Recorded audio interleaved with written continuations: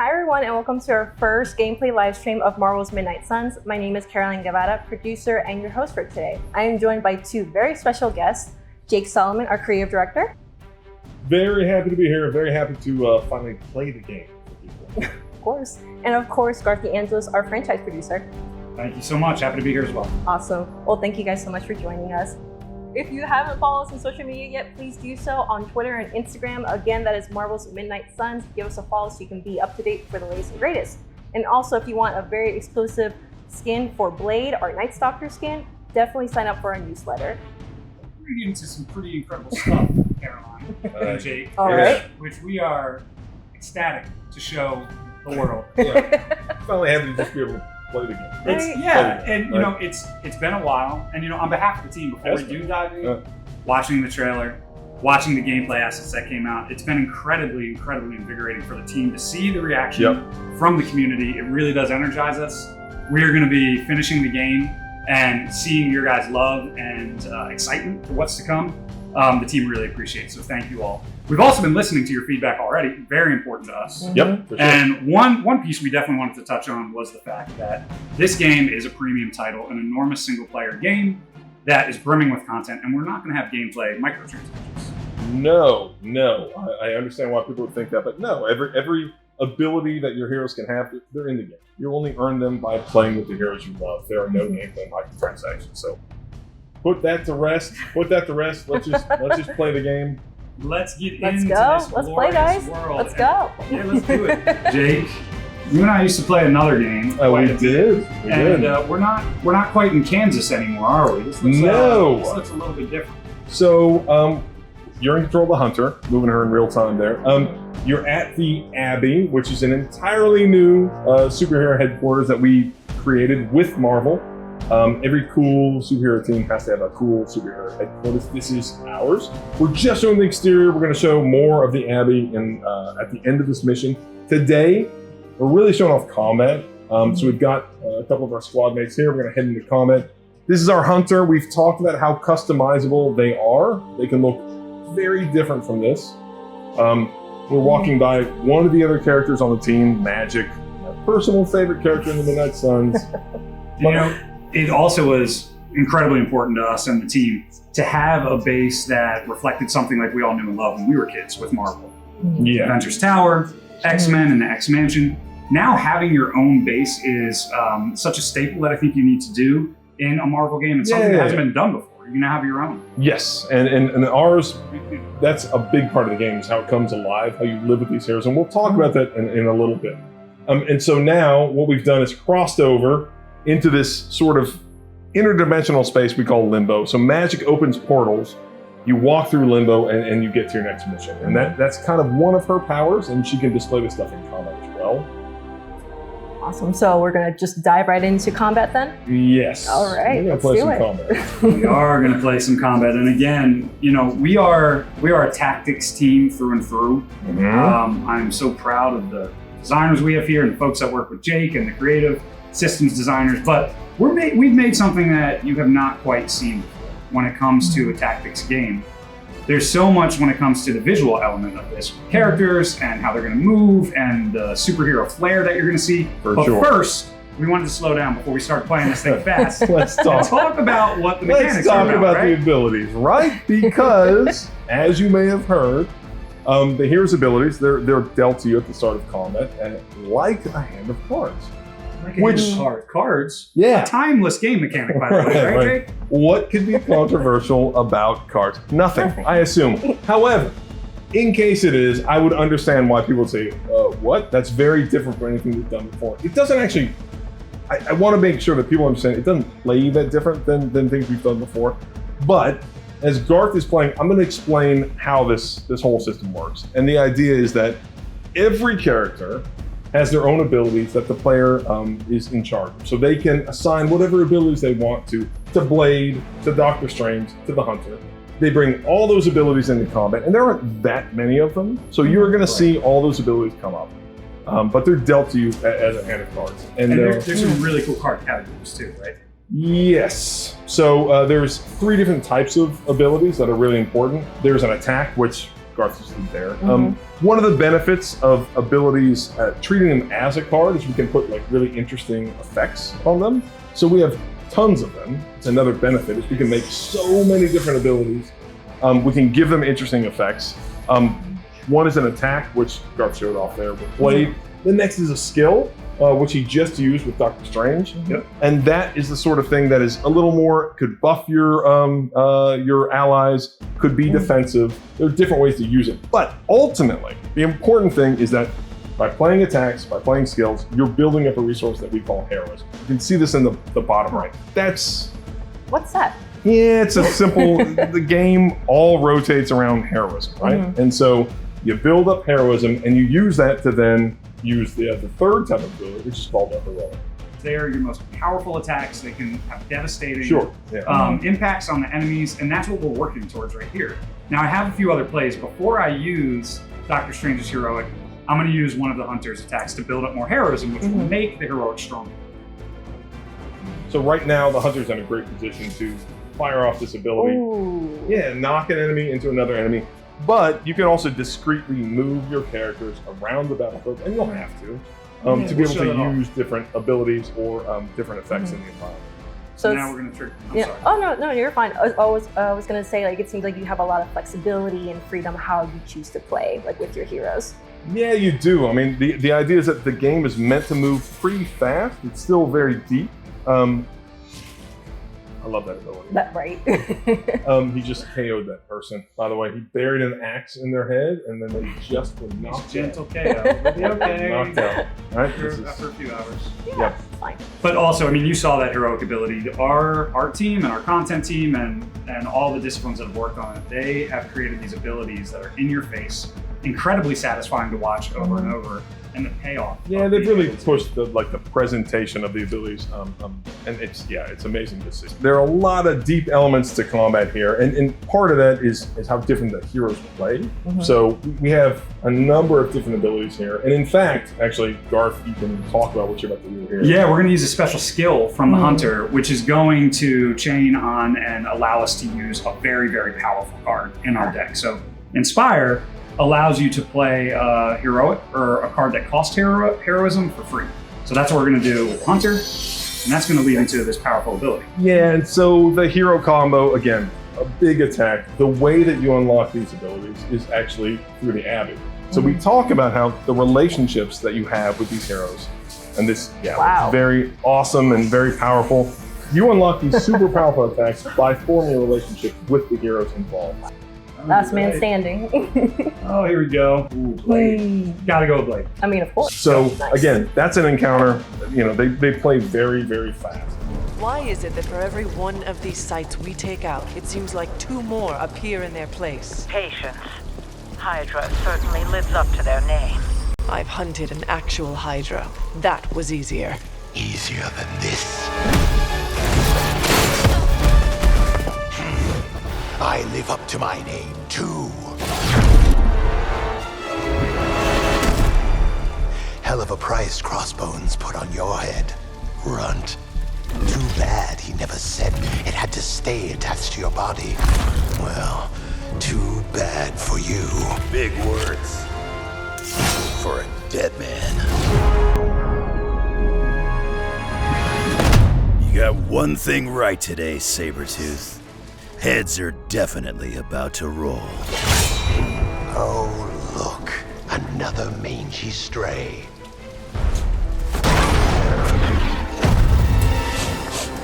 You smell wrong. Compared to him? Good point.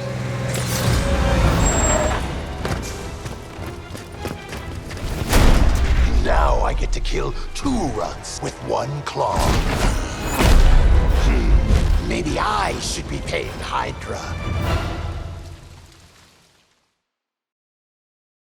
Hey guys, I would be lying if I would say I'm not excited about this very iconic duo, this battle between Sabretooth and Wolverine. Yeah, and as you saw there, just one of the cinematics. We have hours of cinematics in the game. Obviously, we're telling a very deep story, and part of that story, of course, is introducing these villains. And this is the first villain we've shown, but we have a large cast of characters, not just heroes. We've got, again, as I said, 12 Marvel heroes plus the Hunter. We also have a large cast of villains for the player to fight against. It's what makes Lilith so powerful. So again, she's the ultimate enemy. The thing that's cool about her, if you imagine the most dangerous people in the Marvel Universe, she's equally dangerous because she can corrupt people with a single touch. So not only do you fight villains like Sabretooth here, but you'll fight what we call fallen, where Lilith has corrupted villains. She's corrupted even heroes that the player's gonna have to fight against over the course of the game. So yeah, very deep narrative. A lot of narrative comes out, not just through cinematics, but also you'll experience in-game as well. And now we're fighting against Sabretooth. And yes, you're right, this is an iconic matchup, right? Wolvie, the best at what he does. Yep. Sabretooth, kind of good at what he does. But he's deadly. Like, Sabretooth is a very deadly character. And so you're going to have to require your entire team to take him out. All of our villains have a bunch of unique abilities and also a unique flair to them. Sabretooth, the idea behind Sabretooth is that he has an ability called Frenzy, and that means that every time you take an action, he may respond, right? So you have to be really careful. You have to be very efficient in what you do because Sabretooth responds very quickly. So you can take 2 actions, then he's gonna fight back. So you have to like anticipate when he goes on that frenzy, kind of. Yes, for now.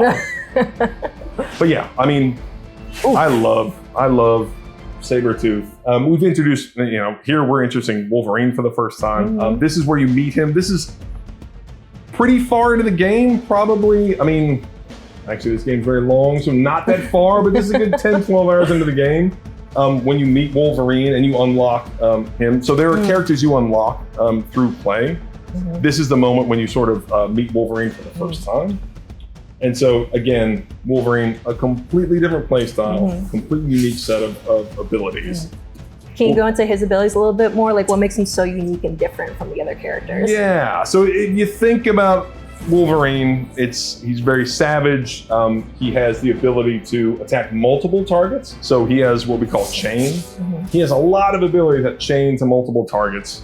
And at the same time, he can taunt enemies. And that means that he can draw their fire. When he attacks them, then enemies target Wolverine after that. And that's great because Wolverine has the ability to regenerate health. He's very low on health here. Garth, you doing okay, bud? That's usual berserk. I'm gonna get some lifesteal on there if you want to mention that. No, that's fine. I believe in you, Garth. Like, you can do this. Fine.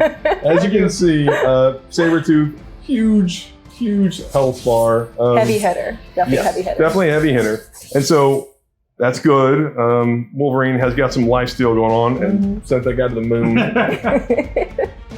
But yeah, this is the problem with Sabretooth, right? Is that he just doesn't stop. And this matches how he is in the comics as well. Like, Sabretooth doesn't stop, Yep. So you have to always kind of be on your toes here. All right. What are we doing, Garth? Like, We got him. Okay. All right. Okay. I'm actually going to You can position yourself, use the environment. Okay. Right. One thing that's worth pointing out is that as you move, you can continue to move until you use an ability, right? And so you can position yourself just perfectly. Until you use an ability, you can continue to move around the map. And the movement balance is one of my favorite parts as movement. If you play tactics, you know how critical it is. But it's this wonderful balance of you can choose to play more methodically and find that single precise movement position to take advantage of the enemies, but it's not every single turn, every single action you make that decision. Can't heal. Have to keep going.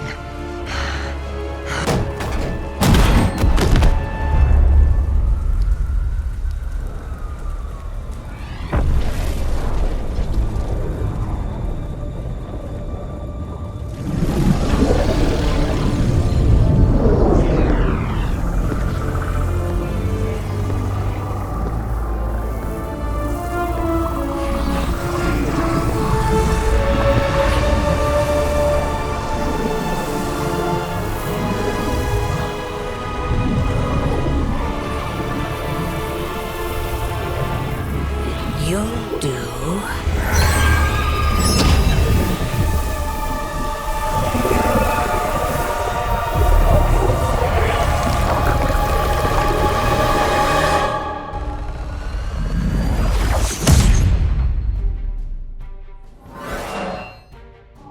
right, so we saw a lot of good gameplay, a lot of good abilities, just like amazing gameplay, of course. But this isn't just it, right, Garth? There's still a whole nother section to it.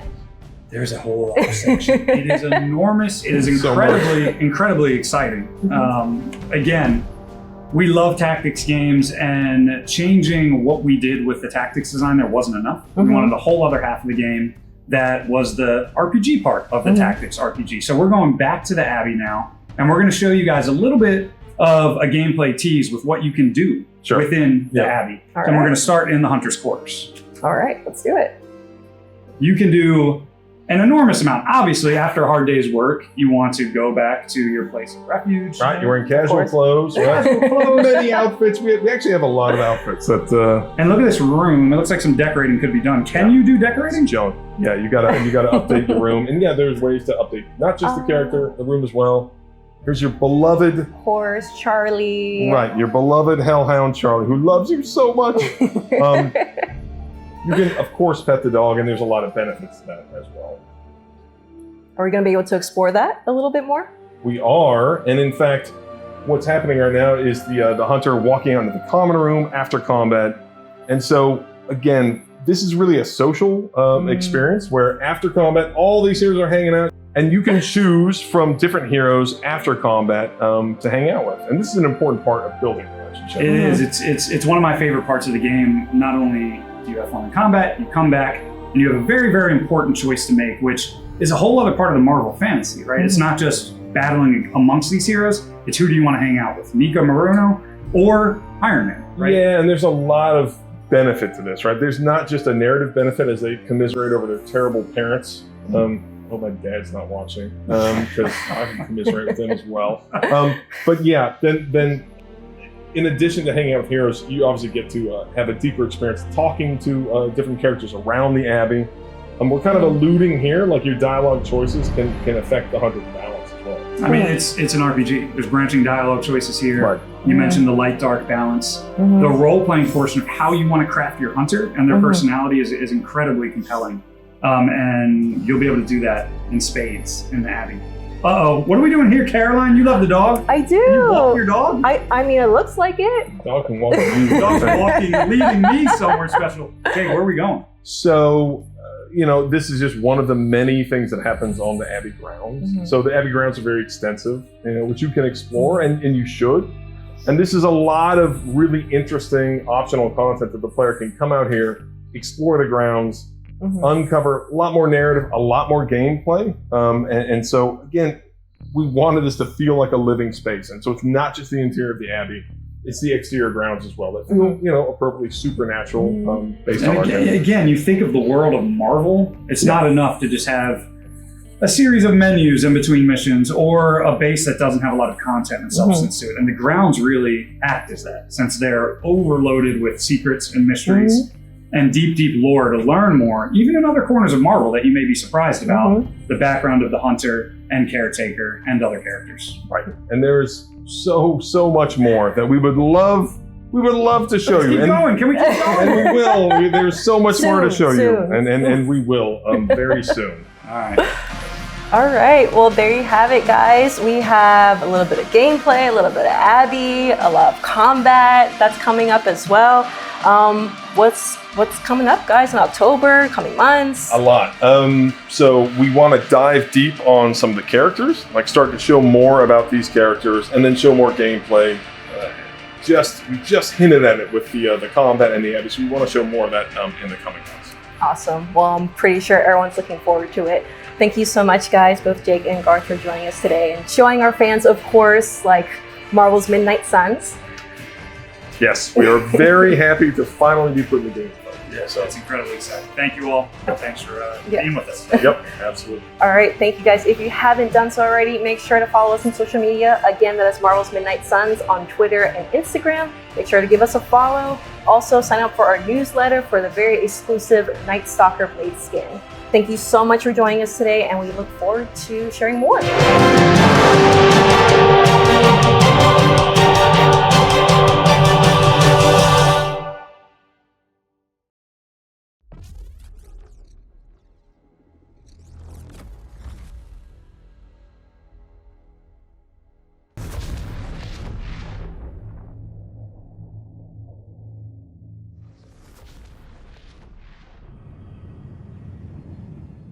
band. Get you hyped. Yes. Don't do that. Come on. No, but we need the They're hypeness, of kids. course. They're Like, kids watching. Come on. I'm sorry, I get excited. I get very excited.